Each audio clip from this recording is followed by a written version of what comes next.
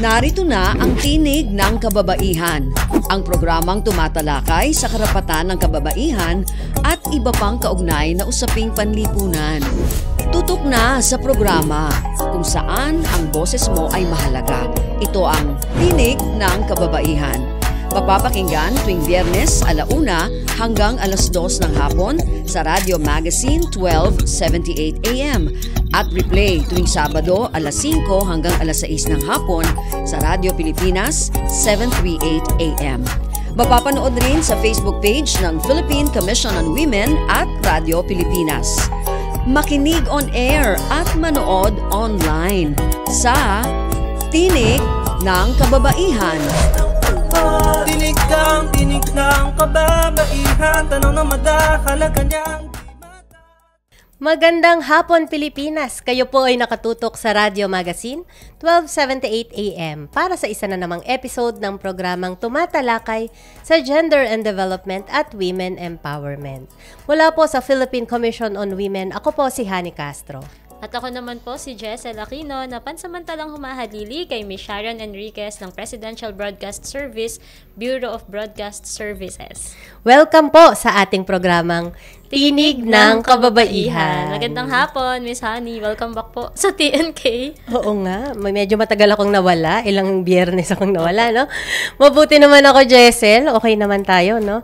At gaya nga ng aking nabanggit, no? Patuloy pa rin tayong napakikinggan ang ating programa sa Radio Magazine tuwing Biyernes 1:00 hanggang 2:00 ng hapon. At Miss Jessel at mga ka-TNK, meron din tayong replay sa Radio Pilipinas Radio Publiko tuwing Sabado po yan, 5:00 hanggang 6:00 ng hapon. At napapanood din po tayo sa Channel 3 ng TV Plus at Channel 45 to 49 sa For the Box. At syempre, naka-livestream din tayo tuwing Biyernes sa Facebook page ng PCW at Radio Magazine. Kaya nga, sabi nga nung guest nyo, last episode, no? Yung sabi nga niya, worldwide na talaga ang TNK, ang ating program, no? Dahil hindi natin nalilimitahan ng maaaring ma-reach ng ating program. At good news nga po yan, Miss Honey, kasi ibig sabihin po niyan, mas malawak na mas mapapalawak natin yung ating advocacy ng gender equality at women empowerment. I agree, Miss Jessel, no? Kaya nga, sa mga ka-TNK natin abroad na may access sa Facebook Live, no? Keep on watching po at i-share nyo na rin po yung ating live stream para maabot natin yung ating mga kababayan dyan sa ibang bansa. And speaking of good news, Miss Honey, balita ko meron po tayong nakalap na isang good news mula sa ating mga kapwa Godvocates. Godwork na good work? I-flex na yan! Sa Featured Godwork, hindi lang basta pasado, dapat stand out sa pagbabago. Kung may game-changing na adhikain, deserve ipa-trending.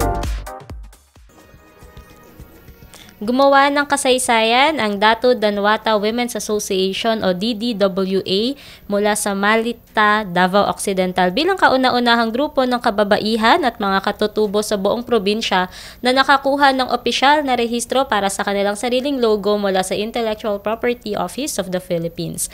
Ang pagpaparehistro ng kanilang logo ay nangangahulugan na mayroon na silang legal protections para sa kanilang mga natatanging tagkaulo products. Ayon kay Maria Victoria Dado, ang Provincial Director ng DOST Davao Occidental, malaki ang maitutulong nito upang mapangalagaan ang kanilang tatak mula sa panggagaya. Bukod po rito, mas titibay ang tiwala ng mga mamimili sa kanilang mga produkto dahil ang rehistradong tatak ay simbolo ng kalidad, kredibilidad at pagiging profesional. Ito po ay isang malaking hakbang tungo sa pagpapalakas ng kababaihang katutubo sa ating bansa. Ang tagumpay na ito ay naging posible sa tulong ng Department of Science and Technology o DOST sa ilalim po ng kanilang Regional Women's Economic Empowerment or RWE project.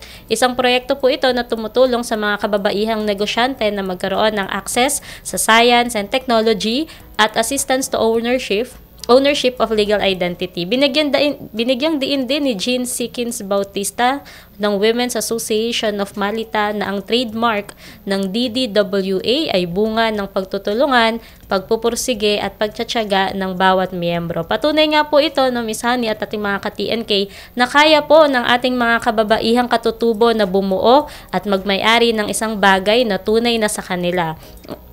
Ang kanilang dedikasyon ay nagsisilbing inspirasyon at pagmamalaki para sa lahat ng kababaihang katutubo saan man sa ating bansa. Kaya sa ating mga Gadvocates po, mula sa Datu Danwata Women's Association, good job po sa inyo.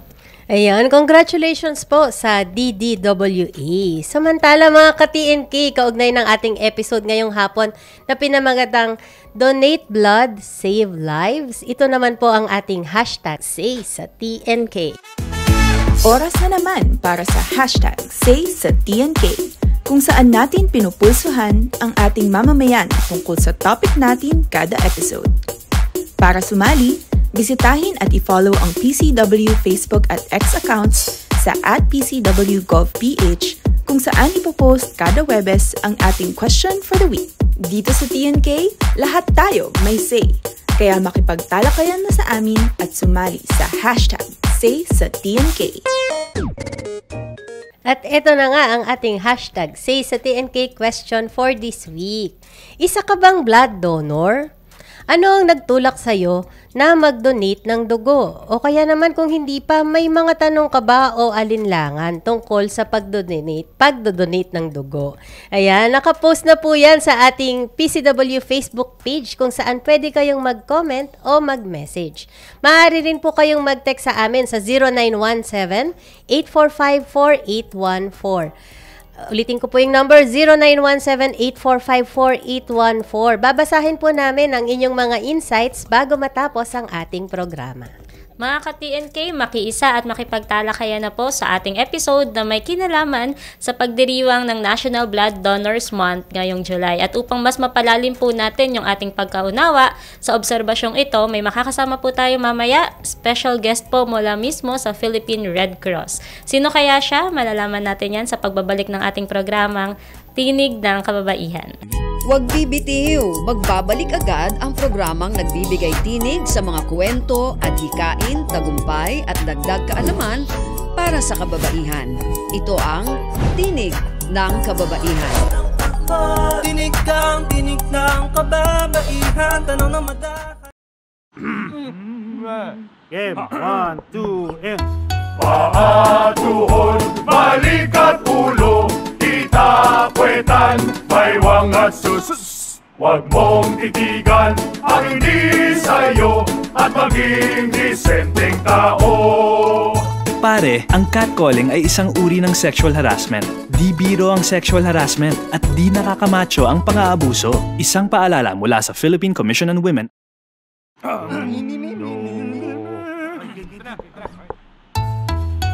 Ang sumitsit ay bang-mang-mang, ang sumipol ay bang-hunghang. Ang babae sa lansangan, huwag iritan kundi igalang. Pare, ang catcalling ay isang uri ng sexual harassment. Di biro ang sexual harassment at di nakakamacho ang pang-aabuso. Huwag iritan kundi igalang. Isang paalala mula sa Philippine Commission on Women. Chong, chong, chong, chong, pasipol-sipol, mga manong sa labas. Magpigil at gumalang, kaya ikaw sara bibig, kundi maganda ang lalabas. Pare, ang catcalling ay isang uri ng sexual harassment. Di biro ang sexual harassment at di nakakamacho ang pang-aabuso. Kaya ikaw sara bibig, kundi maganda ang lalabas. Isang paalala mula sa Philippine Commission on Women. Nagbabalik ang makabuluhang talakayan, pagbabahagi ng kaalaman at pagbibigay tinig sa mga kwento at hikain at tagumpay ng kababaihan. Narito na ang Tinig ng Kababaihan. Tinig kang tinig ng kababaihan, tanong na madaka. Welcome back po mga ka-TNK para sa ating episode ngayong hapon na pinamagatang Donate Blood, Save Lives. Kasama po natin live via Zoom ang Assistant Secretary General for Programs Development at siya rin pong Services at Director ng National Blood Services ng Philippine Red Cross. Wala pong iba kundi si Dr. Christy Monina Nalupta. Magandang hapon po, Dr. Nalupta. Good afternoon, Miss Honey and Miss Jessel at sa inyong mga taga-pakinig. Ayan, welcome po sa ating episode dito sa Tinig ng Kababaihan na Donate Blood, Save Lives. Para po nga, natataon nga po ito no, sa paggunita natin ng National Blood Donors Month ngayong pong buwan ng Hulyo. At bilang kayo po ay kinatawan po ng Philippine Red Cross, no, na specifically nasa inyo rin po pala yung tungkol sa ang inyong program tungkol sa blood donation. Nais po naming malaman, Dr. Nalupta, no, bakit nga ba mahalaga yung pagdodonate ng dugo? And paano po ba nakakatulong ito dun sa ating mga kababayan? Thank you very much. Napakalaga ang pagdodonate ng dugo. Of course, makakatulong ito sa mga may mga ngailangan ng blood transfusion. It will extend the lives of those people needing blood, yung mga pasyente po natin. Napakarami po ng nangangailangan ng dugo sa Philippine Red Cross po on an annual basis.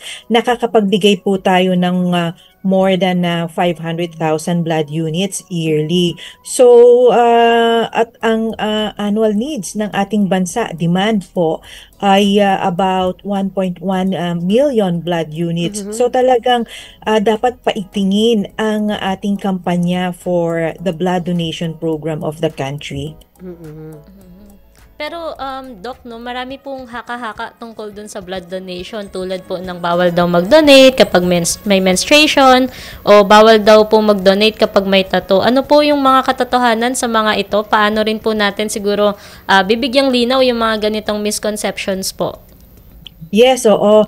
Kailangan lang yung ating regular na pag-communicate sa ating mga blood donors, especially sa mga ganitong programa, na ang pagdodonate ng dugo ay may proseso yan. At meron tayong doctor na mag-a-assess if qualified or not to donate blood ang ating mga donors. Sa mga merong buwanang dalaw, no, tine-check po natin ang hemoglobin lahat ng ating donors, no, all gender, no, at kapag ito naman ay normal, even if may buwanang dalaw po, at yung mga ibang needs or health status at the time of donation ng ating donors, tine-check din yan. So, malalaman kung siya ay qualified to donate or not. Sa mga meron namang recent tattoos, not more than 6 months pa, so temporarily deferred po yan. Hindi naman siya outright na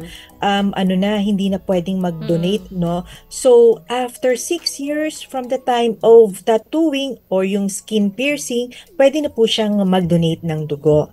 6 years po yun, no? Months. I mean, sorry months. po. Months. 6 months. So, pag 6 months after mo magpatato, or yung iba kasi yung maraming piercing, no? Yung maraming butas pati sa ilong, sa other parts ng katawan, bukod dun sa tenga, no? So, 6 months din po yun, Doc. Yes po. Anything na may piercing, kagaya ng surgical operation, meron kayong cesarean section, ito naman po, kailangan po natin, deferral period po niyan ay 1 year. 1 year pag cesarean. Kasi medyo major operation. No? Operation.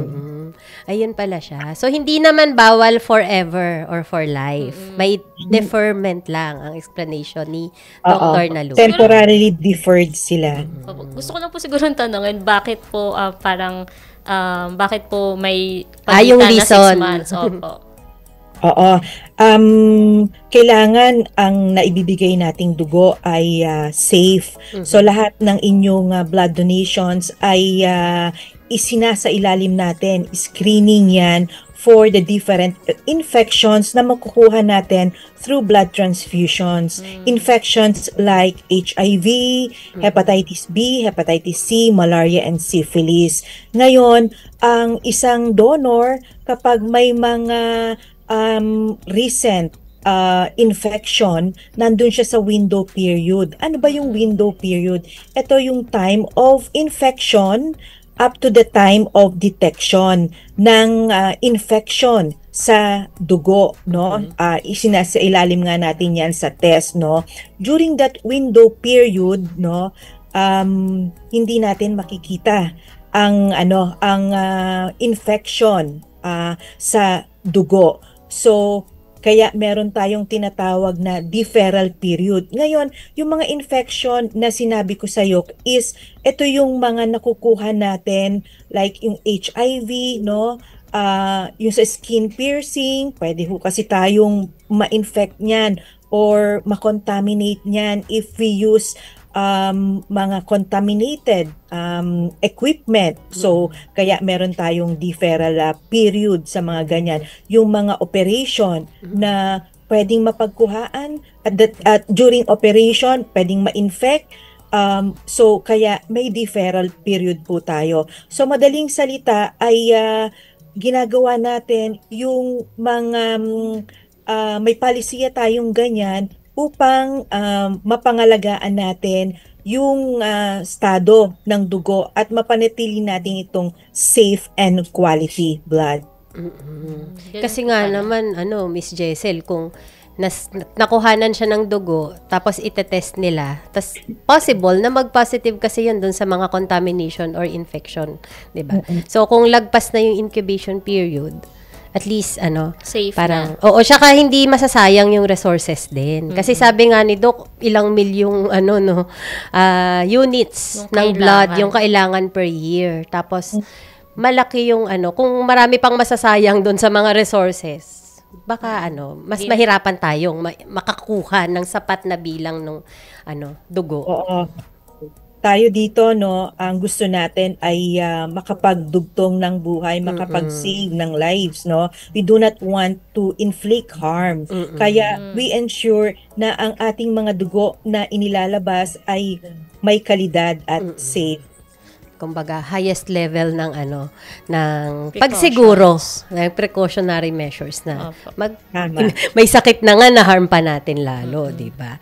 Ayan, Doc, para po sa mga kababaihan, or yung even yung ating listeners, kahit yung hindi babae, na nais maging blood donor, ano po ba yung mga requirements? And meron po ba kayong mga tips na maaaring ibahagi sa kanila para rin po matiyak na sila ay qualified and at the same time magiging ligtas din po yung kanilang experience sa blood donation? Oo. Meron tayong basic criteria na dapat alamin before you donate blood. Number 1, yung age requirement. Ang mga 16 years old to 65 years old can donate blood. How about the weight requirement? It's 50 kilograms. And then at least 50 kilograms, Doc. At least. At least 50 kilograms, And then normal blood pressure. Dapat healthy kayo at the time of donation. And then meron tayong set of questions through our questionnaire na papasagutin sa inyo para malaman ng ating doktor ang medical history or yung current status, health status ng ating blood donors, They will know if this donor is qualified to donate blood. May mga naman po pala. May pre-assessment. May pre-assessment. Doc, may epekto po ba ang regular na pagbibigay ng dugo sa kalusugan ng isang individual? Sorry, ma'am? Kung may effects po ba yung regular na pagbibigay ng dugo or yung pagdodonate po ng dugo dun sa kalusugan po nung nagdodonate po? Oo. Ano ba yung mga advantages of giving blood, Lagi kong sinasabi na it's all about self-worth. Yung nakakatulong ka na mafulfill mo na ikaw ay relevant at nakatulong to give hope, to extend lives, and to save lives. Second is, when you give blood, you stimulate the production of new red cells, new blood. And by way of giving blood, kapag meron tayong new red blood cells na produce, gumaganda at nag-i-improve yung blood circulation natin. Yung blood kasi nandyan yung oxygen. In short, yung oxygen natin ay dumadaloy ng maganda, improve sa ating katawan, And then, when you donate blood, tinetest kasi natin ito into different infections na explain ko na nga sa'yo kanina, like HIV, malaria, syphilis, and hepatitis B and hepatitis C. Ngayon, meron ding clinical study, American journal, na if there's an excessive iron level sa katawan, ang iron kasi kapag sobra-sobra, ito ay pwedeng magdulot ng plaque formation sa daluyan ng dugo. So in effect, kapag regularly na nabawasan ng dugo mo, every 3 months, no, somehow you reduce the risk of having a cardiovascular disease. So, ito yung mga advantage ng pagbibigay ng dugo. Ayun, marami po talagang advantages pala, no? Yung pagbibigay po ng dugo. Tsaka hindi lang siya doon sa physical, pati sa mental pala ay may effect siya. Kasi nandun yung ano ba, yung good feeling na ikaw ay makakatulong sa iyong ibang kapwa. tao. Yung sense of fulfillment din nga. Yun yung sinasabi ni Doc kanina. Yan, salamat po ng marami, Dr. Nalupta, no, sa inyong mga unang ibinahagi sa amin. Mga ka-TNK, pansamantala po muna nating puputulin ang ating talakayan para magbigay daan lamang po sa ilang paalala mula sa ating himpilan. Huwag bibitiw, magbabalik agad ang programang nagbibigay tinig sa mga kwento, adhikain, tagumpay at dagdag kaalaman para sa kababaihan. Ito ang Tinig ng Kababaihan. Tinig ng kababaihan, tanong na madahan. Game, 1, 2, and... Paa, tuhod, balik at ulo, kita, puwetan, baywang at sus. Huwag mong titigan ang hindi sa'yo at maging disenteng tao. Pare, ang catcalling ay isang uri ng sexual harassment. Di biro ang sexual harassment at di nakakamacho ang pang-aabuso. Isang paalala mula sa Philippine Commission on Women.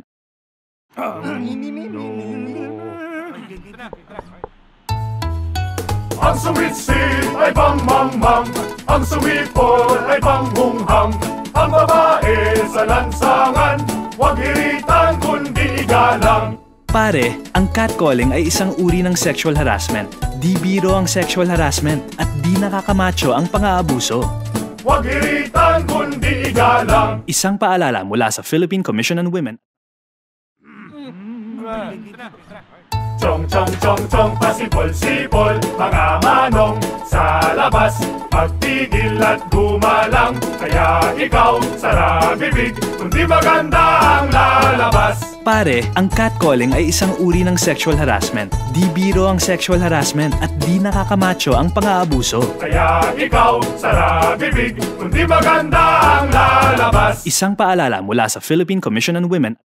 Nagbabalik ang makabuluhang talakayan, pagbabahagi ng kaalaman at pagbibigay tinig sa mga kwento, adhikain at tagumpay ng kababaihan. Narito na ang Tinig ng Kababaihan. Tinig ng kababaihan, tanong na madahan. Kayo po ay nakatutok pa rin sa ating programang Tinig ng Kababaihan at para po sa pagpapatuloy ng ating episode na pinamagatang Donate Blood, Save Lives, kasama pa rin po natin live via Zoom ang Assistant Secretary General for Programs Development and Services at Director for National Blood Services ng Philippine Red Cross, si Dr. Christy Monina Nalupta. Ayun po, Doc, para po sa pagpapatuloy ng ating discussion po, no? Opo. Dok, syempre curious kami dahil Tinig ng Kababaihan yung aming program, no? So, curious kami dun sa data ng kumusta po ba yung kababaihan pagdating sa usapin ng blood donation. Sa datos po ba ng Philippine Red Cross, gaano po kaya kadami yung mga kababaihan na nagiging donors and at the same time kung meron din po recipients ng mga blood donation, mas marami po ba yung mga kababaihan na nagdo-donate ng dugo o nangangailangan ng dugo? Actually, ang datos natin sa Philippine Red Cross, mas marami talagang nagdo-donate na mga male, no? That's about 35% female and 65% male donors, no? Marami kasi mga factors kung bakit siguro mas mababa ang female donors natin. It's not because konti ang mga female donors natin na nagdo-donate. It's just because yung mga marami rin na hindi nakakapasa. So what we do counseling, we provide them tips kung paano at para makapasa sila sa susunod na mag-donate sila ng dugo. So but basically, even if mas maraming mga kalalakihan na nagdo-donate ng dugo, thankful kami na meron din naman, karamihan din naman ay mga female donors natin. Baka isa Dok doon sa ano kasi yung misconception nga na pag meron ka, wag ka na mag-donate ng dugo. Baka yun din yung reason, no? Or based po ba doon, nabanggit nyo po kasi na hindi sila nakakapasa, no, doon sa assessment. Ano po kaya yung usual na reason na hindi nakakapasa doon sa assessment yung mga kababaihan? Basically, it's more on the weight requirement, no? Hindi sila makapasa sa 50 kilograms na Magagaan. minimum natin, no? And then, yung ating hemoglobin. Ayun. Mababang hemoglobin nila. Sometimes, anemic sila, no? Pwede kasing ma-attribute yan. Sabi nyo nga, baka may buwanang dalaw. Kaya nga, tinetest natin for hemoglobin ang ating mga kababaihan, no? Lahat ng blood donors, yung kababaihan, pwedeng mag-attribute din kasi na mababa yung hemoglobin at the time or before or just right after their menstruation, kaya hindi pa sila pumasa at the time of donation po. Tsaka yun nga yung pag nanganak, lalo na kung CS, medyo matagal yung deferral period niya, 1 year pag na cesarean operation. Ayun pala siya. Meron ba kayong Doc, na parang mapapayo sa mga kababaihan kung before, during, or after ba ng menstruation yung pinaka-best siguro para maging safe lang dun sa hemoglobin count po? Di rin natin masabi. Just forward, submit yourself for blood donation.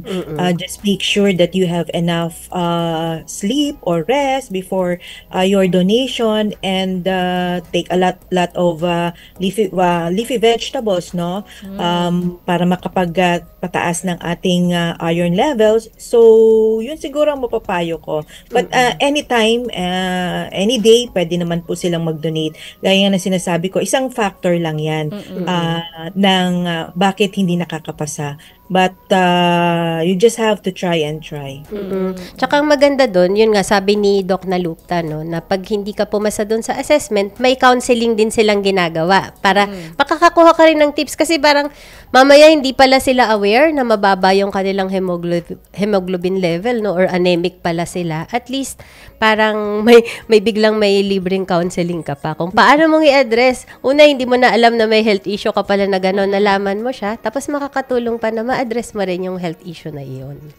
Ay, marami talagang advantages. Opo. Doc, ngayong National Blood Donors Month po, ano po yung mga programa or initiatives po ng Philippine Red Cross upang hikayatin po yung mas maraming Filipino, particular po itong mga babae, bukod nga po doon sa na-share nyo na po, no, na mag-donate po ng dugo po?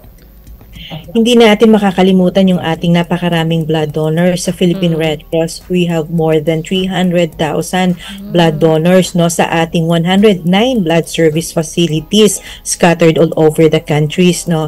So ang lagi natin na sinasabi at ang laging pinapaalala ng ating Chairman Richard Gordon ay we have to recognize, no, lahat ng mga sumusuporta sa Philippine Red Cross, lahat ng mga sumusuporta sa mga komunidad na may pangangailangan ng dugo.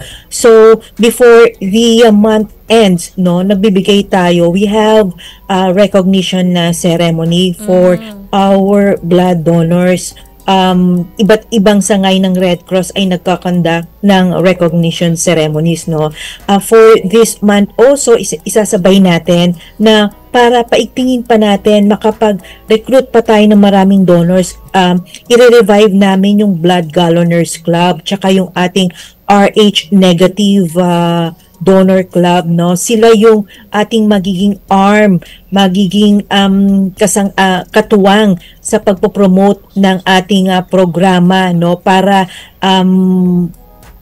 dumami, no, makapag-recruit ng mga voluntary donors, no, at i-launch din natin yung ating kanta, no, jingle for blood donation. So yun yung mga activities natin para dito sa ating National Blood Donors Month. Ayan. Doc, sa experience nyo po dyan sa Red Cross, no, may mga kwento po ba kayo na maaaring ibahagi, no, sa ating mga ka-TNK, either kwento po ng mga blood donor or blood recipients, yung tipong tumatak po talaga sa inyo, kumbaga unforgettable experience sa kwentong blood donation at yung pagtanggap ng dugo, no? Paano pong nakatulong ito sa kanila? Baka may pwede po kayong i-share para ma-inspire din po yung ating mga ka-TNK na mas maengganyo sila na mag-donate ng dugo. Siguro ang mai-share ko lang ay ang ating mga blood donors na or blood advocates na ka-TNK, no? Pinangungunahan yan ni Governor Rosa Rosal. Si Governor Rosa Rosal, siya ang aming first na Blood Services Committee chairperson, no? Magmula nang nag-volunteer siya sa Red Cross at the age of 17, talagang hindi niya pinabayaan ang blood donation program ng Philippine Red Cross. So hanggang sa ngayon, nakatatak pa rin sa mga puso ng mga nabigyan ng dugo ang pangalan na Governor Rosa Rosal.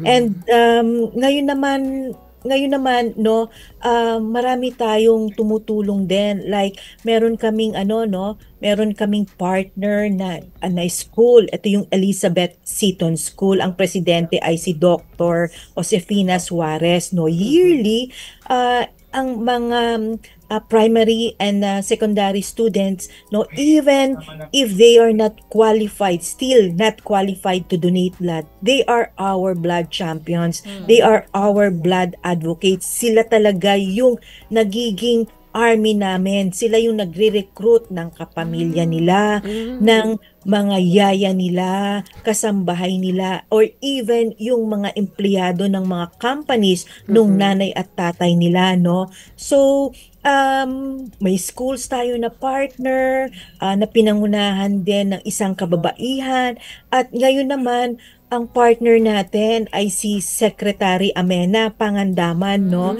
Magmula last year, September last year, ginawa niyang advokasya na tumulong sa Philippine Red Cross sa pamamagitan ng paghikayat din ng partners ng Department of Budget and Management para sa papalaganap, makarecruit ng maraming blood donors. Kasi it's always very critical na ipaalam kung ano ba ang estado ng blood donation program dito sa Pilipinas, no?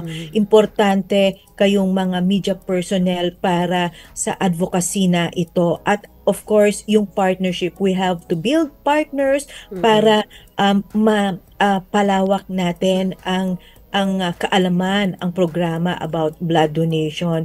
So, in terms of yung mga recipients naman, actually sa dami nila, no, hindi ko na rin na masabi isa-isa, but they're always thankful to the blood donors, to the Philippine Red Cross. Kami naman kasi nasa lang kami lang ay tagatawid nung mga pangangailangan nila, no.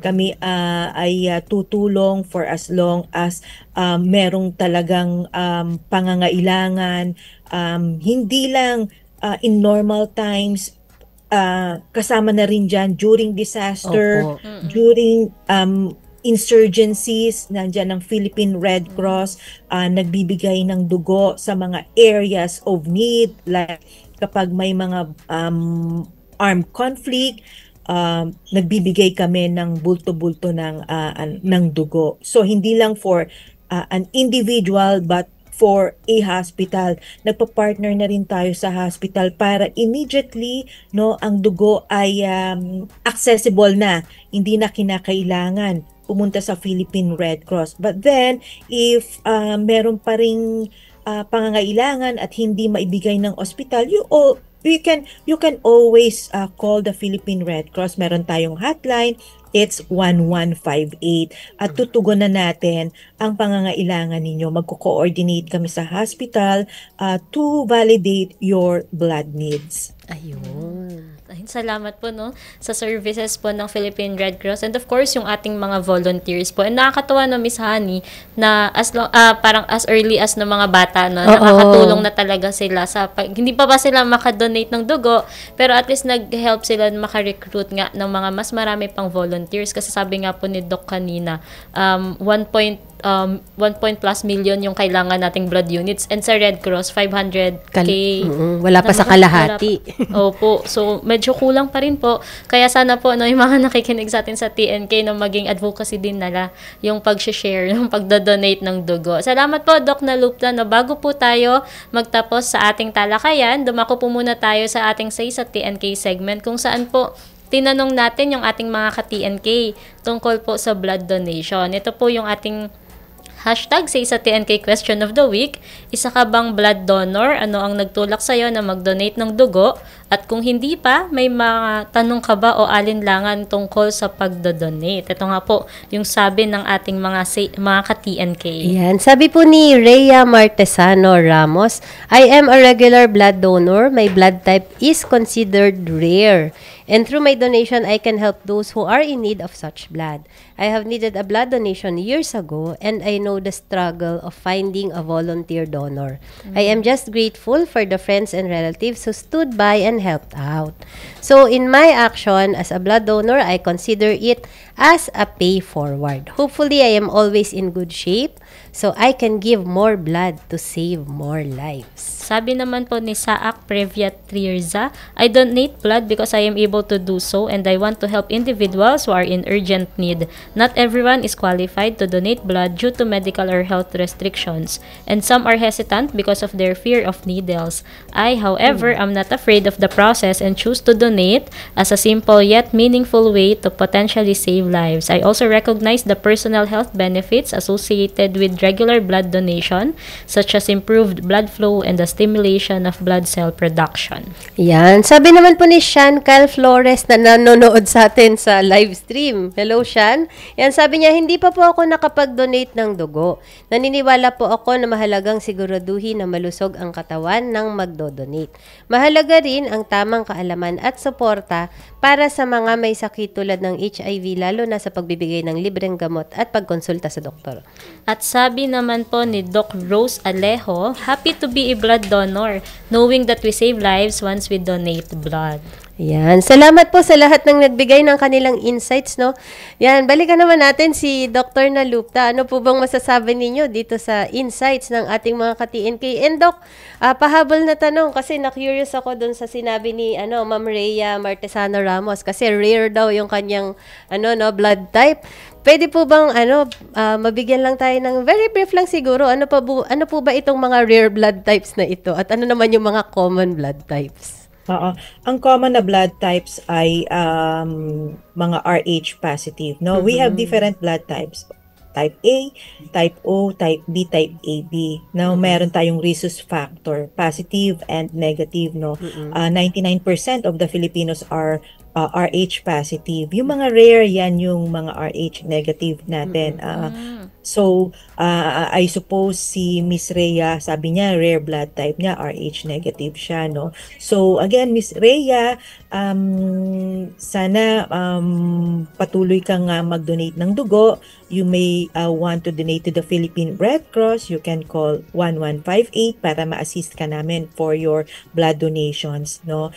And yun nga, less than 1% ang ating mga rare blood types, and napakarami ring nangangailangan na mga pasyente na meron ding rare blood types. So, in short, talagang sa kakaunting number of blood donors na rare blood types ay tinisikap ng Philippine Red Cross na matugunan ang pangailangan nila. Kaya talagang very important na palaganapin natin at mag-recruit tayo ng mga more Rh negative or mga rare blood types blood donors.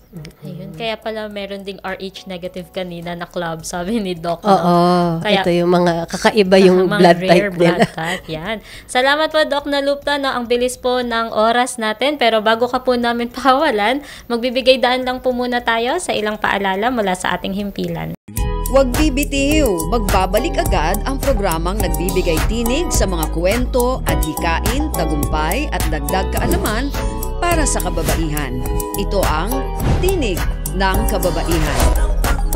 Tinig ng kababaihan, tanong na madaka. Game 1, 2, and Paa, tuhod, balik at ulo, kita, puwetan, baywang at sus. Huwag mong titigan ang hindi sa'yo at maging disenteng tao. Pare, ang catcalling ay isang uri ng sexual harassment. Di biro ang sexual harassment at di nakakamacho ang pang-aabuso. Isang paalala mula sa Philippine Commission on Women.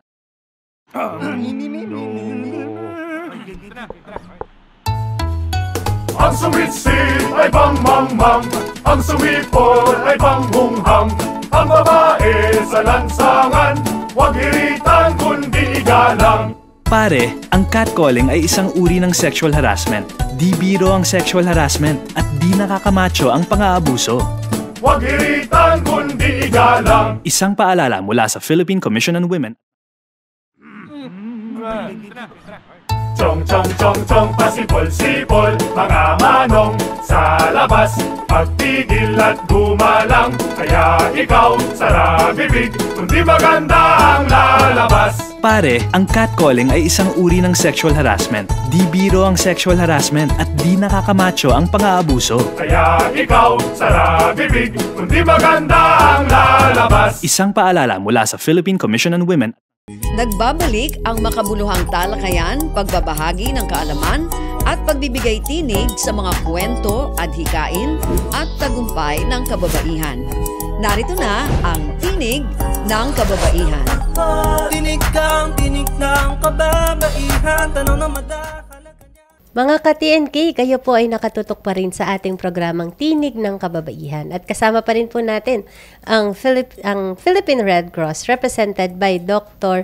Nalupta. Ayan, Doc, bago po ang aming panghuling question, tanong lang po namin, bukod po dun sa hotline na shinare nyo po kanina, saan po pwedeng mag-donate ng dugo yung mga tao po, either individual sila or yung kanilang schools or offices or yung kanilang organizations? And if ever po ba na makikipartner sila sa inyo, ano po yung minimum requirements? No? May kailangan po ba sa space ng lugar or pupunta po ba yung mga individuals, yung mga employees, ganyan, sa Red Cross na branch or silang yung kayong Red Cross po yung pupunta sa mga offices po nila? And last po, bukod po sa July, all year round din po ba yung pagdodonate ng dugo? Yes, ma'am. For your questions po, ang ating headquarters ay dito sa EDSA Mandaluyong. It's Philippine Red Cross 37 EDSA Corner, Boni, Mandaluyong City po, no? So, kasi marami tayong sangay, that's 109 all over the country. So, yung mga addresses and telephone number ay ma-access nyo po when you call our hotline 1158. Matutulungan po kayong i-direct sa pinakamalapit na sangay ng aming Red Cross kung saan po kayo nandoon, no? And ganun din po, no? If you would want to partner with the Philippine Red Cross, pwede po kayong tumawag sa aming hotline, no? They can refer you to our donor recruitment officer, no? Para po pasimulan yung magiging partnership natin. In terms naman po sa yung mga requirement kung kayo makikipag-partner or mag-form tayo ng blood donation activity, kailangan po natin at least a minimum of 50 prospective donors. Sufficient space, perhaps mga 20 square meters po, no? We will also double check, magsa-site visit po tayo para makita po yung site natin. Kasi depende rin naman po sa mga ating mga nag-pledge or nag-sign in kung ilan yung magdo-donate, no? It will always depend sa number of donors natin, no?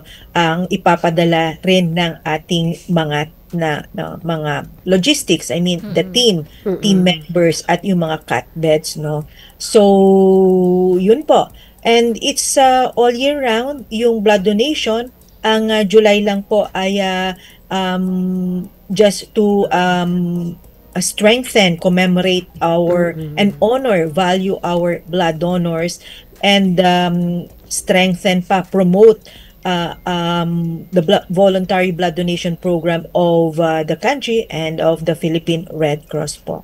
Ayun. Thank you po. Ayan. Thank you, Dr. Nalupta. Bilang panghuli po, ano po yung mensahe ninyo para sa ating mga ka-TNK at syempre sa buong komunidad, no, sa lahat ng ating listeners and viewers upang patuloy nga pong suportahan yung ating advokasya tungkol sa blood donation. Hindi lamang nga, sabi nyo nga po, Doc, no, hindi lang po tuwing buwan ng Hulyo na Blood Donors Month, kundi even beyond the National Blood Donors Month. Oo, napakahalaga na talagang magpasalamat sa ating mga blood donors. So, sa pangunguna po ng aming Chairman Richard Gordon, ang aming Secretary General Gwendolyn Pang, sa lahat po ng ating mga blood donors of the Philippine Red Cross, patuloy niyo pong suportaan ang programa sa pamamagitan ng pagbibigay ng dugo. At thank you very much for offering your precious blood for saving lives po. So, nandito lang po kami, kaagapay ng mga nangangailangan ng dugo. You can always call us at 1158 and matutulungan po namin kayo sa inyong mga pangangailangan. Ayan, mga ka-TNK. Thank you very much. Ayan, salamat po, Doc Nalupta. Na mga ka-TNK, narinig at nakasama po natin ngayong hapon si Dr. Christy Monina Nalupta, ang Assistant Secretary General for Programs Development and Services at Director for National Blood Services ng Philippine Red Cross. Yan, maraming salamat po, Dr. Christy Nalupta. At sa lahat po ng bumubuo, syempre, ng Philippine Red Cross. Samantala po, sa ating bulletin board, mga ka-TNK, ang nomination para sa 3rd Philippine Resilience Awards o PRA ay extended hanggang July 31, 2025.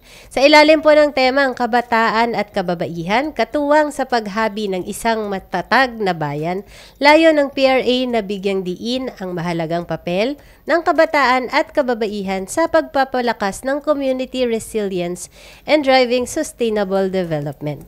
Kaya kung kayo po ay may kakilalang may makabuluhang ambag sa kanilang komunidad, i-nominate nyo na po sila. Yan. Para sa karagdagang impormasyon sa nomination guidelines, eligibility at submission procedures, bisitahin lamang po ang opisyal na Facebook page ng PRA na nakikita po ng ating, yung mga nanonood sa streaming at sa TV, no, nakikita nyo po sa inyong screen. So, sa mga nasa radyo naman, hanapin nyo lamang po yung official Facebook page ng Philippine Resilience Awards.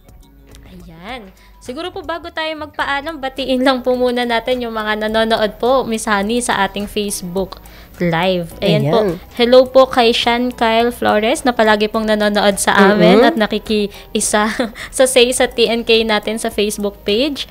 Kay Mrs. Ferdinand Borlas Lacadin, kay Gina Aga Pendor, at syempre kay Sir Ange na nanonood daw po siya. Hello, Ange! From Makati City. Ayan. At syempre, nais din po naming batiin ang aming bagong appoint, no, na Deputy Executive Director for Management Services ng Philippine Commission on Women.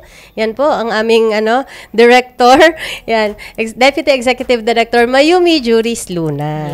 Ay, wala pong palakpakan dyan. Yan, wala pong palakpakan. Tayo na lang mag-sound effects.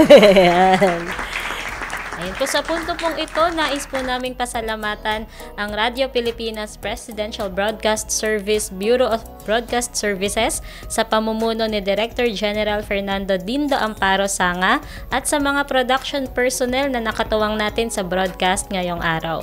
At syempre, salamat din po sa mga nakasama natin mula sa Philippine Commission on Women. Syempre po sa pamumuno ng aming Chairperson, Ermelita Vallavilla. And sa Corporate Affairs and Information Resource Management Division o CARE-MD na bumubuo ng TNK Production Team. Tandaan po natin, no, when we donate blood, we save lives. Kaya saludo kami sa ating mga ka-TNK na voluntaryong nagdo-donate ng kanilang dugo. At sa mga ka-TNK naman natin na hindi pa nagiging blood donor, may ibang paraan para tayo ay makatulong sa ating kapwa.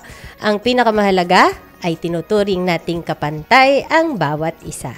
Manatili pong nakatutok sa Radyo Magazine 1278 AM at sa Radyo Pilipinas Radyo Publiko hanggang sa susunod na episode ng ating programang Tinig ng Kababaihan. Sa lakas ng Tinig kang tinig ng kababaihan, tanong na madahalaga niyang di matatawaran. Sa lapas ng